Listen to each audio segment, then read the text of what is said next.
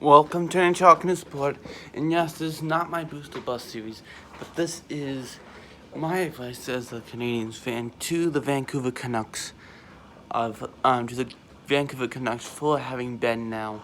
I have a little advice for them and what I want to tell you, so you can use this if you have not really followed the Habs and you really don't know who Jordie Benn is, and you just watch a couple of clips about him on YouTube. Be like, oh, I guess he's a pretty good player. Alright, whatever.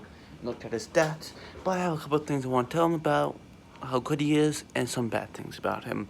So just a little advice to the Vancouver Canucks fans. That's why I'm here for. Let's get into it.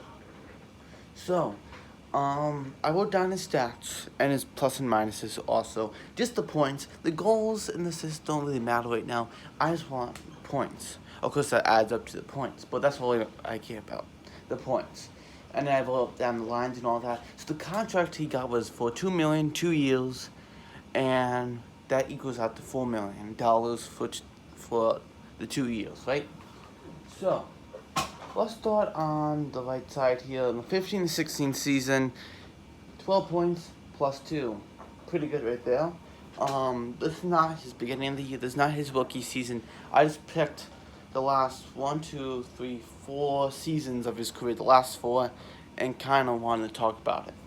Alright, 12 points plus 2. Pretty good right there, I would say. A good defender when he was in 15-16 season. Definitely when they brought them to the semifinal, and then they lost against the Blues in Game 7. Well, horrible Game 7 that was by the Blues by the Stars lopsided by the Blues. If you never watch that, I always watch that all the time, so I always watch every single video. I don't know why it's so lopsided.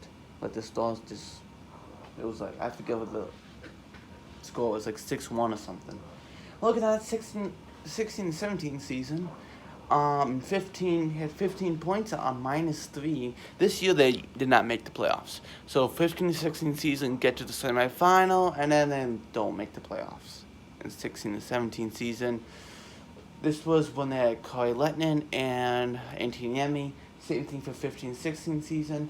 Looking at that, he gets traded at the deadline to the Montreal Canadiens, and he does 2 points, and they were actually 2 goals, no assists, and a -1 with like 10 games he played or something. I forget what he played. Going on to 17-18 season, and this is where the Montreal Canadiens had a horrific year. 27th place, I believe so. It was 27, and this is the year everyone doesn't really want to talk about because it was a pretty bad year. Okay, Price was bad, Pacioretty was bad, the whole team was bad, Rebel was hurt, all that stuff. He had 15 points and a -2. I'll get back to that season. That's a very important season I like to talk about. That's where most of my advice is coming for the Vancouver Canucks. And then 18-19 season, this was the good year by Montreal, but just like 4 points out of the playoff spot, they don't make it. But Ben had a fantastic year with 22 points and a +15. You can see that's the most he ever had in his career, in a +15. So that's why probably Vancouver's like, oh, I'll take it. I'll give you $2 million. Come on over, buddy. You know what I mean? +15. And let's get into the con and then the pro, so I can leave you off of a good thought at the end. Looking at the negative film of Jordie Benn is, first of all, I like to put out there, let's talk about the 17-18 season, because that's my example. That actually happened. So, Ben, the whole defense structure of the Montreal Canadiens, no Rebel, Allsno playing absolutely just destroyed, horrible, so badly. Mete being the rookie that year, you can't blame him for anything. He actually had a +5 that year. Isn't that pretty funny? Now he had like a +20 in his good year, in 18-19 season. But talking about here, Ben started to play that second line for Petrie Little. And that's where we had a problem with Ben. Ben does not play second line, he plays third line. Remember that. Second line, no. That's a do not. Nope. Third line, yes sir, you have one of the best three-pairing defensemen in the league play. On that third pairing, one of the best third-pairing defensemen in the league. Definitely, you do. Looking at that, I remember on Cap Friendly everywhere saying, Jordie Benn will be traded to came in for all these places, and literally, people were like, "Oh, Jordie Benn was horrible. Oh, again. Oh, why is he can't put up any points? What are you doing?" Kind of like that. You know what I mean?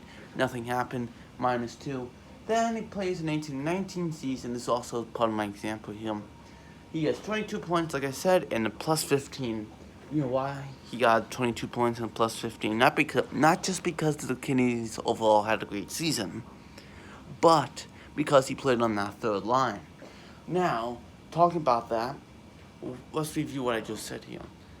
Jordie Benn should not play on the second line. He should only play on the third line. What happens when he plays on the second line? He gives away and plays like he shouldn't be in the NHL. Let's get into it.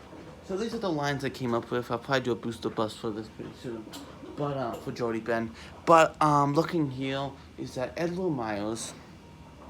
I just looked at left and right. So I'm like, yeah, this one will go with this one, this one, this one. Edward Myers for the first line. Second, Quinn Hughes and Christopher Tanev, what am I saying? Christopher Tanev. Third line, Benn and Stetcher. Looking at this, I like the first line, I like the second line. Pretty good, solid decor, don't you think? So, the third line I do like a lot. I like this defense right now. I definitely do. First of all, you know what I mean? This is a really good defense, and scratches are Oscar Fentonberg and Alex Biega. Those two are scratches, but looking here, it looks so good right now. Having basically Benn will be an upgrade over Luke Shen, definitely over Fentonberg. Of course, he signed after being with LA and Calgary. Biega is a big upgrade over those guys. Benn will be a great third line pairing with Stetcher, I would say. And like I said, if you move Benn up to tapping and tape, Tanev, Tanev. If you move Benn up to Tanev, you have a little risky here. That's the problem. But if you keep Benn where he is, all through the whole season, have a really good year with Stetcher on that third line, I think you might have something. And maybe we have a trade here that Christopher Tanev will be traded. Maybe there has been talks about it. That's why they put it out there. Maybe there's a trade, but you never, Canucks fan, always know this. That you go like, oh yeah, maybe he'll be good on that second line. No. Even if Travis Green, please subscribe to this channel, because I just want to tell you, Benn does not belong on the second line. He belongs on the third line. If you ever watch Montreal Canadiens, and even been watching him, so 2 years have been seeing him play when you were playing with the Canucks. Seeing Benn on that third line, you good. You seeing Benn on the second line? Nope. So, keep saying that to you, stressing that Benn, no second line, third line, yes sir, you got a great defense. So thank you for watching. And comment below what you think about this, especially if you're a Vancouver Canucks fan or a Montreal Canadiens fan. Do you think...